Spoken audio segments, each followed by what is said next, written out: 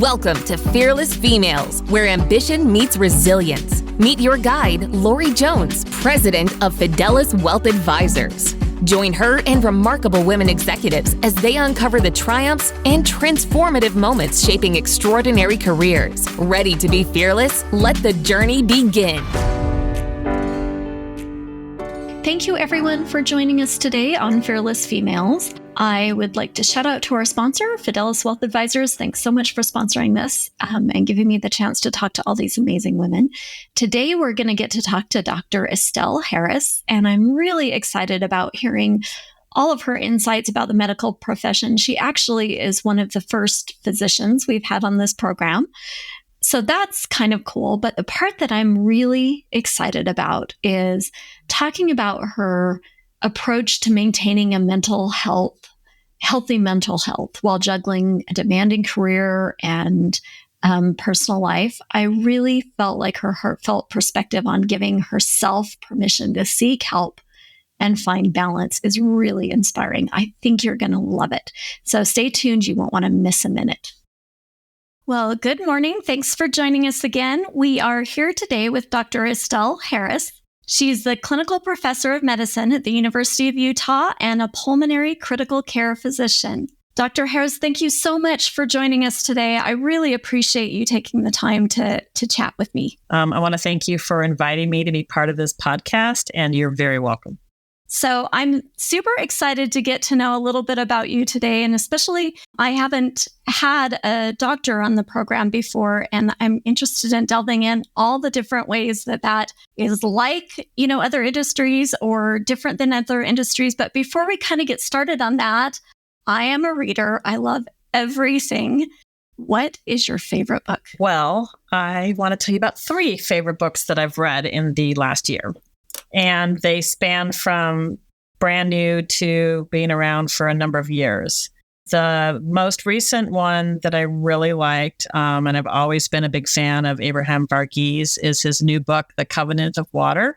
It spans multiple generations of a family in India and has incredible writing, actually has some medical aspects to it. And it's just a really, at times sad, but a great story. All right, I'll stack that on my book stack. What else? The second one is because I am a nature and animal lover and especially a horse person, is Horse by Geraldine Brooks, who is an amazing writer and has written The Book of People and many other books.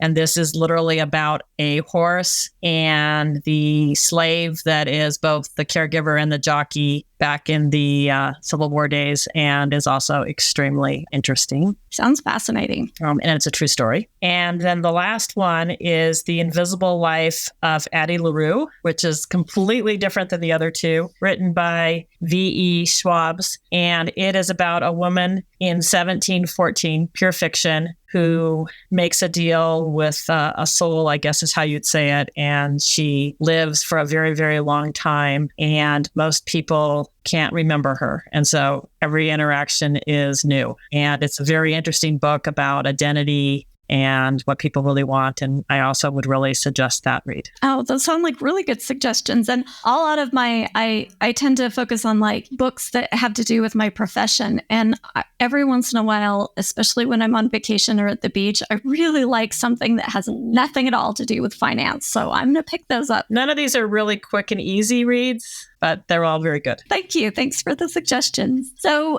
can you tell me just a little bit about your journey? How did you get where you are today? How did your path evolve? What do you kind of do? What made you decide to do what you do? Just a little bit about that. So I grew up mostly in Colorado, just outside of Denver, in one of the suburbs, one of 4 children. And I have a father who is both a physician and a little Darwin, in that he was quite the collector of many things, including butterflies, rocks, plants, orchids, the list can go on. But so I spent a lot of time with nature and animals growing up. But I always knew I wanted to be in the sciences and in some way helping people. So having grown up spending a lot of time riding horses, hiking, camping, doing a lot of activities. I went to college in California with no real concept of where I'd end up, except I thought maybe it would be either like pre-veterinarian, pre-medicine, or something like oceanography. So I knew I'd be in the sciences, but it was very broad. Mm-hmm. And by the time I graduated, which included the coolest semester abroad where I was able to be on a large 3-masted square rig barkentine sailing vessel studying humpback whales in the Caribbean for credit. It was pretty amazing. It was with the Ocean Research Society, which no longer exists. I decided that life at sea could be lonely and maybe I should come home and spend some time in the lab and get ready to go to medical school, which is what I ultimately did. Mm-hmm. I then struggled for a number of years between doing straight medical school and a combined MD PhD with interest in immunology. Ultimately left the PhD program, finished my medical degree, did a residency in internal medicine, a fellowship in pulmonary and critical care, with many years back in the research lab, and then as a junior faculty with a NIH Young Investigator Award, moved just after my first child was about a year old to Utah with my husband, where we have both been on faculty at the university and have been working since that time. Oh my goodness. It sounds like you didn't sleep for about 10 or 20 years there. I still don't sleep a lot. I do night calls at least twice a month, work long shifts. I'm interested in how you decided what made you choose people over animals, because you had such an affinity, it feels like, with animals. I still do. And I think I decided that on one level, it would be easier for me to do medicine because it is a little bit of a conveyor belt with options, and it's very... You kind of choose as you go. I want to do internal medicine. And then you say, what in internal medicine do I want to do? And I knew that that would give me probably the time and resources to still be able to do my animal passions. Mm-hmm. And so I still ride and show horses at this point in my life, in addition to doing medicine. That's my outside passion, which I think anybody who's going to work as hard as any of the people you probably interview on this podcast, there has to be something other than just work and family that's your passion. And mine happens to be riding and showing horses. So that is probably why. And I knew several veterinarians at the time who spent so much time working that they didn't have a lot of time to ride. Plus, in veterinary medicine, only about a 1 in 100 vets go into large animals. Mm-hmm. And that's probably where I would end up. So it probably would have been a very hard journey. Not that my journey hasn't been hard, but I think helping people every day and then getting to ride horses is the perfect combination for me. So when you were choosing which specialty you wanted to go in, you were thinking really carefully about the balance that you wanted to have in your life. I wish any of my life was that well thought out. I am a little bit of an odd duck in that I could not choose between surgery and medicine. Mm-hmm. So I actually listed in my interviews both types of programs. I interviewed in both, and on my match list, which is done nationwide and not very often, I had both general surgery programs and internal medicine programs. But by that point, I had put the internal medicine programs at the top. Critical care is one of the few fields where you can be from anesthesia, from general surgery, from internal medicine, emergency medicine, or neurology or neurosurgery, and still work in an ICU. So on some level, I must have known that, but would have never predicted that at that time. That's so interesting. I like that you had so many options open to you when you were kind of trying to choose, and that you managed to settle in one that still had some movement to it. Yeah, and you have lots of time along the way to choose. And when people do choose wrong, they usually can redirect themselves and choose again. And I would say most people can't tell you necessarily why they chose the field they did, but most people are really passionate and love their area of medicine. Mine is a non-surgical one, so I mostly take care of either post-operative patients where I did not do the surgery, or medically ill patients that have diabetes, pneumonia, a bad infection, COVID-19, various things like that. Oh yeah, that you must have been super busy during COVID, huh? I was. I'm glad to see it have decreased the numbers. So tell me a little bit about an investment that you might have made in yourself along this journey. Was there something that you can look back on and say, I am so glad I did that. It made all the difference in where I'm at today? I really can't, other than I learned very early on that you you can be hard on yourself, but at the same time, you have to give yourself space to not know what you want to do or how you want to do it, and to focus on and enjoy the journey. And so I always tried to take care of myself, get enough rest, put boundaries between, not that I didn't do fun things, but protecting my time to study or to rest after taking care of patients. And I was able to put probably mental health fairly high. I probably, like most people that are high achieving, had some anxiety and was always a little bit worried about it, and probably waited too long. But finally, after I had shown that I could be a young faculty person and have 2 kids and actually do everything, I'm like, okay, now maybe we can make this a little bit easier. And I did discuss with and start myself on a medication. I'm on Prozac for anti-anxiety. And I want to give everybody permission along their journey to pursue what they need to, whether it's exercise, which I do, medication, diet, mental health, counseling, so that they can actually not stress everything, worry less, realize that as long as you get everything done at the end of the day, whatever works for you needs to work, and give yourself a little permission to be, who you are and take care of yourself. I really like that you said that, because I've interviewed a lot of women and they do tend to put a ton of pressure on themselves and feel like they have to get everything done and they have to show up at a 10 in every area of their life. And they struggle, and quite frankly, I do too, with that balance piece. So how did you know that you wanted to start out with that balance as kind of a priority in your life? I don't know that I did, and I'm still not great at it, but I think it's really important, because if you don't take care of yourself, you can't take care of everyone else. And yes, I would come home exhausted and be exhausted with the kids, but I also had a lot of very, fun activities and time with them. And I just think you have to give yourself permission. You can't just do work at work and home at home. And if you can get it all done, that's usually what you need to do. And at the end of the day, if you can't get it all done, or you're not perfect in all areas, you need to be kind to yourself. I really like that idea, because sometimes you can't get it all done. Sometimes you're like, today was not the day.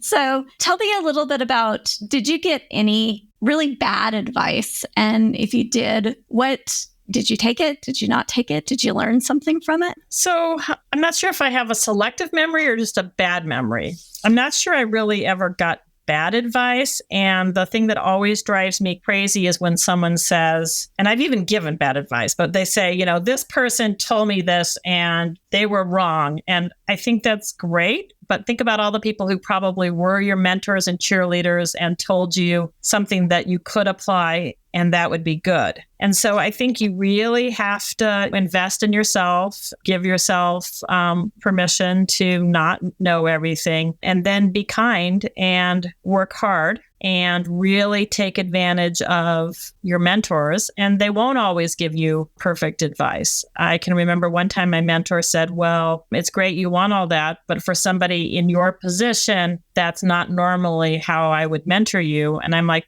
that's fine. I'll go on the remedial track and we'll do it together. But this is what I need to be successful in the lab at this point. And he was one of the best mentors. And I just, in preparation for this, read back on a letter I'd written to him about how amazing he was. And even though when I would write a proposal or a grant or a paper, it would come back filled with blue ink from all of his corrections, I learned so much about how to think, how to write, and how to ask questions. And so I think rather than take and say, oh, that was bad advice, is come back with, well, maybe I need something different or more than that. And if you can somehow advocate for what you need or how you learn, that's probably going to help you more than anything. Yeah, I like that thought. And is there a way that you could tell? Because, a lot of times when you're young and you're getting advice from a mentor or someone who's further down the path, and you kind of want to take it, right? You feel like, well, I don't know as much as they know. They probably know something, but you didn't. You stood up for yourself and said, well, this is what I need. Can you help me with what I need? How did you navigate that? How did you know and be able to do that? I mean, I think he's a non-imposing, really, really bright, really patient, nice nice guy. His name is actually Guy, but probably more of what I learned from him. And this is going to sound weird. I'm going to say the little things matter. And these are not the little details. He was really good at sending an email or a postcard that was handwritten with a little bit of encouragement or good work and help you get that confidence you need. And then he would also know enough about you to care about what your interests were. And so he'd send little clippings about various aspects of science or butterflies or horses. And every once in a while, even though it was off topic at work, just to kind of show me he cared. And he's been retired for several years, and I still get a postcard of a horse every year on my birthday. So, I mean, the little things really do matter, and mentors can show you the way without necessarily giving you life-changing advice by showing you how to live, not necessarily telling you how. What a kind man. Yeah. That must have been a blessing in your life. Yeah, he's been one of my most favorite people. So looking back, if there's a situation that you can think of where you're like, ooh, I really wish I had done that differently. And if I could go back again, knowing what I know now, I would do it differently. And it's not maybe less regret and more learning experience, but this particular example I thought of after knowing this was a possible question was one that I actually thought about and I feel terrible about, but I think I bring it up more again to show everybody that we really are just human. So I was still in Michigan at the University of Michigan, finishing up my first year of faculty and submitting a early career NIH grant called a K Award. And it was due in October, and my child was born in June. West was still a little baby. And unfortunately, I needed my husband more for the proofreading and helping me with how to submit the figures than I thought I needed him for childcare. And so he and I spent the whole weekend holed up in the lab getting this done. And we took West, my child, in his little car seat to work with us. And the only thing I didn't appreciate was that he was pretty sick and had a fever. And yes, we gave him Tylenol and food, but he really was not thriving in the lab environment. And one of my husband's colleagues said, I'm a dad, I have kids. Do you mind if I just take him home for a few hours and, let him rest and do everything while you guys finish this up? And we did get the grant done. We did go back and retrieve our child. I submitted it the next morning and then immediately went to the pediatrician to find out that he had a terrible ear infection. And that's why he was sick. He got treated. He recovered fine. I probably would still do my science, but it just showed you how hard it is to balance. You never want to put a child at risk. And yet at that moment, I did let somebody else help take care of him while I could get the grant finished. So it's an embarrassing moment, but it also kind of showed how the whole family came together to make sure that we helped each other. Yeah, I think that's, I have a lot of mom guilt sometimes for, being out of the house or working so often. And I don't know a single professional woman who doesn't feel that has kids. And I like that you brought up the fact that sometimes it takes a village. Like sometimes you really do need to count on people who can help you and learn to be okay with that. You have to forgive yourself. And clearly I wasn't the only one that felt bad. My husband, who was also helping me and was also a caregiver, didn't really realize how sick he was either. So we counted it as a learning experience, but clearly, you don't want anything to happen. But it sounds like he was okay, and he's probably pretty proud of both mom and dad for their... Yeah, he's grown now, and he's a great kid. So if you could go back and talk to yourself at 20 years old, when you first started out on your journey, is there anything you would tell that younger woman? Worry less. I think we all spend a lot of time. What am I going to be when I grow up? What if I don't get into this college? What if I don't work out more? What about the fact that I'm not the best lacrosse player? Whatever the situation is, I think we all stress. And at the end of the day, I think you want to volunteer. You want to spend time with people. You want to be honest and open. Again, mentors are priceless, so look for them at all levels of your life. And they can be friend mentors, family mentors, school work. Lots of times I would have professors, this actually happened in high school, college, and again in medical school as you're getting ready to the next thing. I remember they sat me down and I had some learning difficulties, probably not the best student, but they would always say, that's okay. You have many other things going for you. And I'd always say, well, what are those things? Tell me. And I think the point is if you are a well-rounded person and you are interested and do a lot and are involved and give and do all the things that is a great thing for a young person to do, you're going to still make it. You may not follow the textbook. You may not have everything that they say on paper, but there's more to everybody as you're entering your field and your career. And, common sense in the end gets to count for a lot too. And so definitely worry less, have more growth opportunities, and give yourself time to explore, and don't be so hard on yourself. I've heard that a lot of times too, just, that if we could go back and talk to our younger selves, we'd give ourselves a little bit of grace. Say, don't worry as much. Don't stress as much. It's going to work out. And I think the other thing is don't work so hard to please everybody else. That's good. I'm sure you and many of us did a lot of things to please our parents. And at the end of the day, we also need to please ourselves. And so, I think coming into and letting yourself grow and get to know yourself is probably as important as any other part of growing up. I agree. I think that a lot of times, or at least I felt this when I was going to college, that you basically needed to know what you were going to be and who you were going to be and what you were going to do like day one. The question was always, what are you majoring in? What's your trajectory? And I never knew. I didn't know day one. And I don't think you need to. I think that's, one of the myths. Everybody learns at a different pace, and you may not find yourself during freshman week, maybe senior week. It may be. Yeah, maybe a little while after that even, right? We were talking just a little bit about the fact that the medical profession has welcomed more women over the years, and that it's in some disciplines, it's closer to a 50-50 with male and female. Talk to me a little bit about how you've seen things change since you started and now. So even in my medical school class, which was University of Colorado many moons ago, I think there were more women in that class than there had been historically. But clearly throughout medicine, whether it's in the training phases or later in academics, the specialties that are like general surgery or intensive care or pulmonary or cardiology, GI, ENT, the list can go on, have clearly been more male dominated than female dominated. And clearly when you look at academic levels of assistant professor, associate professor, and then full professor, there are clearly fewer and fewer women at each one of those steps. That has changed over time and gotten better.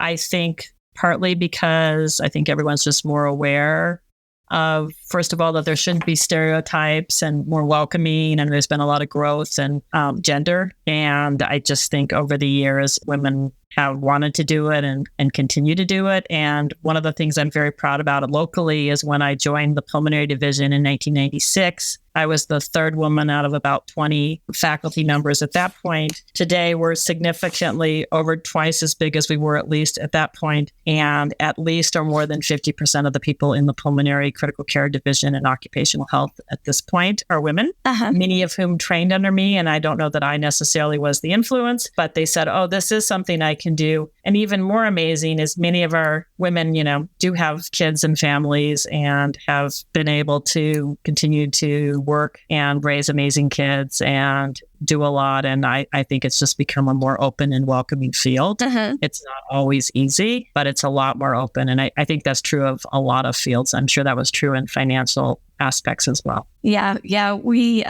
do represent a small group in financial services of still only 20%. So we're still navigating. We have women coming into the industry, but then they leave because they can't seem to navigate that raising kids or taking care of people, as women are primary caretakers in a lot of instances. So how has the medical profession kind of adjusted to that and helped them so that they don't have to quit? I think they have all the same stressors. It's hard for me to speak. Everybody I know has done it differently. Some people just have two working spouses that share. That's what I was lucky enough to have. People have family, people have nannies. I don't think it's easy by any means. And the one thing I'd say is as you're choosing your partner in the world, as you grow up, if you do want to have a significant time commitment of both career and family, finding someone who's going to share that with you is going to make a very big difference. Very much not like my mother, who was the primary caregiver, and my father, who worked.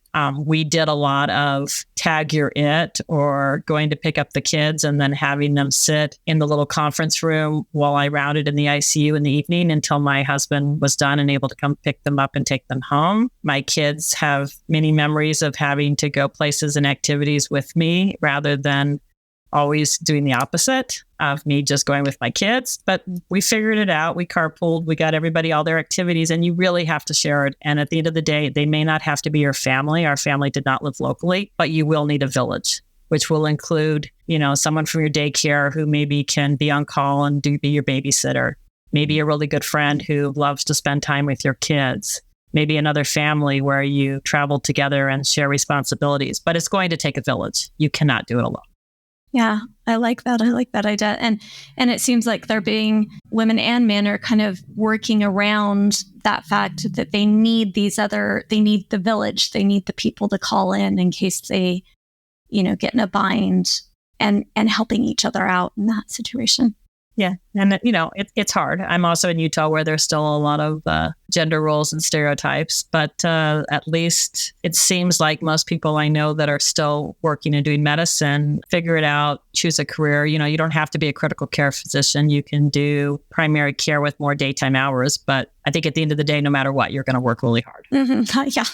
Yeah. It sounds like it either way. Huh? But I always thought staying home might be harder. So, well, I spent the first half of my career staying home, and I feel like it was hard. Some days I'm like, just please, can I just go to work? I think there's no perfect, and everybody has to figure out how to work it out. And the one thing I can say is a lot of interest groups with the younger faculty and physicians, and I'm sure as any field, spend a lot of time worrying about how to juggle childcare and raising kids. And I do want to remind them that that's only going to be a small blip on your field of life. And, those same kids that you used to watch are now the ones that get to go dog sit for me when I'm on call at night and I can't be there, or get to go to lectures with me. So, it does change as you get older, and at different times you will have different concerns. Yeah, it is a balance. It's always a balance. And sometimes your career takes a little bit more effort, and sometimes your family takes a little bit more effort. But it doesn't have to be 50-50 or separate. It's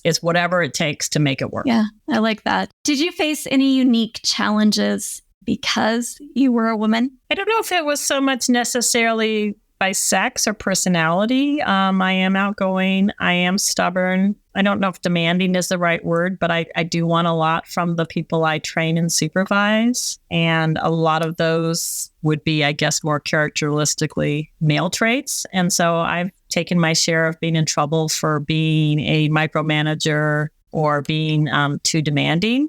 And all I can say is that I always try to work just as hard as I want everybody else to. And I try to teach more by example than by word and expectation. And maybe you got a certain label or demanding, where in a different colleague of a different gender, it might have been called authoritarian, a good trait or considered something. I think there's enough personalities and enough people in medicine that, all types are really considered. And I've never really felt like a door was shut or an option did not exist because of my gender. So, Dr. Harris, if you can look back, what is a thing you are most proud of? I really think that it's probably the people who I have supervised, trained, and mentored, and got to watch them from being, I don't want to call them baby doctors, that's kind of unfortunate, but younger, nervous, less experienced, not in relationships and stuff, and gotten to watch them not only grow in their personal life, but also their professional life, in their community life, and in their family life. And many of the trainees who I watched and trained as I first came are now my colleagues and are working with me. I have a group that started at 4 and has grown to 22 advanced care practitioners, nurse practitioners, and physician assistants that work and help us in the ICU that I'm in charge of. And they have grown into being some of the most remarkable adults and parents and teachers at the the school of nursing or the PA school or doing their PhD in research. And they're just amazing people. So having helped train and mentor them may actually be even more enjoyable than being the mentee. You get to, help them and then get to enjoy and interact with them when they become talented and independent. That's an important thing for me as well, to watch this young talent grow and be a part of that. And do you find yourself doing some of the same things that your mentor did with you? Because I know he was a big influence. I have to say I'm not good at the handwritten note. I have tried at various times. I do try to be encouraging and, definitely approach the little things. But I'm going to say, you take your own path. I mean, you end up being who you are. You take things from everyone. Yeah, I love that. I do. I really do love the idea of growing and helping and developing. It feels like your family gets a little bit bigger as you help these others grow inside their profession. And, I love that I get to work with people of all different ages, from patients to my nurses. It takes a team. So in an ICU situation, the physician is just one small part. There's all of your nurses, there's the other providers, there's students, there's respiratory therapists, it is a team sport and there's lots of people. And I don't know what I would do if I was in a job where it was just me in the desk every day. I think that would be very hard. Well, I'm an introvert and I like my spreadsheets, but I do miss people sometimes. So if you could go back and talk to a young lady who's just starting down her path, one that you've already been down for several years and are quite successful at, what advice would you give her to help her be one day where you're at? Don't let the pressure and all of the worry, affect you. Really live life as an experience. Another one of my mentors, who was my division chief trainee when I was a fellow at Michigan, would first of all figure out a little bit about you and your spouse, and then supposedly he would decide, where you were going to end up and how you're going to train. And he described everything as forks in the road, but he would always say it really isn't the fork you take, but the journey that you take once you're on that path. And so I think goals are great. But if you just say, I want to be X when I grow up, and you wait those number of years, you're probably both going to find out at the end that it's not quite what you thought. And what's really important is your journey and all of the people and places that you get to go and interact with and help along the way. And so I think you have to really enjoy the process and not always just stress over the moment where you are and how that reflects on the next step of your career. I think that's a lovely idea. Just that as a young mom, I had a lot of kids, and it was always, there was always a sense, well, when they sleep through the night, then I'll be happy. Well, when they, go to school, then I can be happy. Or when they do this, then things will go okay. If you're always waiting for that next thing, you forget to enjoy where you're at now. I love that thought. And then probably grit and tenacity. Like at the end of the day, just being there, showing up and surviving in many situations puts you further down the road than anybody else. So any advice on coming up with that grit somewhere deep inside you? I think it's just there when you want to do something and you're passionate and stubborn, you're going to stick around and get it done. And then something that I'm not very good at, but is also important, especially as you get older, is learning how to say no. You can't be on every committee. You can't be the one that volunteers to cover everybody else. At some point you do have to say no. Or else you lose that balance that you're talking about. You lose the ability to play with your horses or to have that time for recharging. So, again, it's as much about everybody around you as it is, you and all the people that you get to learn from and interact. And so it's really it's a journey. And I think we don't realize that when we're younger. Would you go back and do it again? Would you make the same choices and end up where you are today? Absolutely. I know that people say, oh, you say that. And it truly recently, my daughter, who I don't know that I expected would, decided she wanted to grow up and be a doctor and still doesn't know what she wants to be. But when she was applying to and going to medical school, that's what people would ask. Well, should you tell her to do the same? What do you think? And I think medicine's going to be very different in her world than it was in my world or it was in my dad's world. But if you want to always be learning and helping people. And, it isn't always about making the patient better. It might be having the family and patient come to terms and then making the end of life as good as you can. But if you're doing things and you enjoy it, you're going to make it work. So even though, things have changed and we have lots of reasons to be politically with angst and concern of the world and the climate at all times, I still think medicine's been an amazing career. I've met the most incredible people, and the patients are, what really makes it happen. And I would not change it. Well, that's so neat. It's neat that your daughter is following in your footsteps. Or my husband's. We don't know what she's going to do. One or the other. Well, thank you so much, Dr. Harris, for giving me some time today. If I have listeners that want to learn more about you or ask questions, where can they find you? I am on the website for the University of Utah. I think my email's available, and I would be more than happy. Often, if people are interested in medicine, one of the first things they do, and it doesn't just have to be a doctor. Again, there's nurses, physician assistants, all these other things, is you shadow somebody who does a similar job, and you get to see what they do and what a capsulated day or a moment in their life looks like. And I'm always happy to let young people be facilitated in doing that, or finding people who they can meet and shadow and learn from. Oh, that's so kind. Thank you for spending the time with me and being so thoughtful and taking the time to help our listeners learn about you. Thanks. Thank you very, very much.